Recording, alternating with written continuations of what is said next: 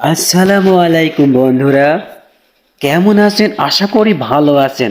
আজকে আমরা জানব কোরআনের ছোট্ট একটি সূরা সূরা আল কাউসারের গাণিতিক বিষয়, যা জানলে আপনারা অবাক হবেন। চলুন জেনে আসি।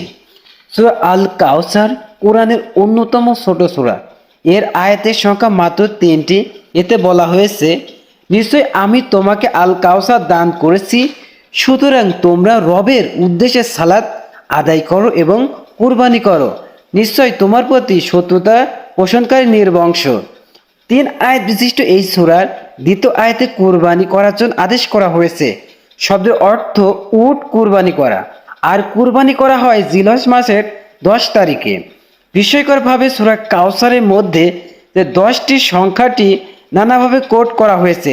খেয়াল করলে দেখা যাবে প্রতিটি আয়াতের শেষে অক্ষর হচ্ছে র। আরবিতে র হরফটি আরবি বর্ণমালায় 10ম হরফ। 3টি আয়াতে আছে 10টি আলাদা আলাদা আরবি হরফ। এই সূরাতে মোট শব্দের সংখ্যা 10টি। সম্পূর্ণ সূরা কাউসারে শুধুমাত্র একবার করে এসেছে হরফের সংখ্যা 10টি। সম্পূর্ণ সূরা কাউসারে আরবি বর্ণমালার প্রথম হরফ আলিফ, হামজা আছে 10 বার। দ্বিতীয় আয়াতে শব্দ আছে যার অর্থ কুরবানি করা। কুরবানি করা হয় জিলহজ মাসের 10 তারিখে। দ্বিতীয় আয়াতে শব্দ আছে যার অর্থ কুরবানি করা, সেটিও 10ম স্থানে আছে। সত্যি বিশ্বকাপ 3টি মাত্র আয়াতের মধ্যে 10-এর সংখ্যাকে নানাভাবে হাইলাইট করা হয়েছে।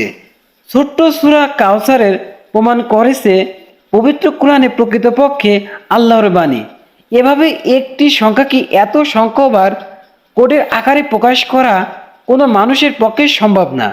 আর এই কারণে মহান আল্লাহ 1400 বছর আগে চ্যালেঞ্জ দিয়ে রেখেছেন।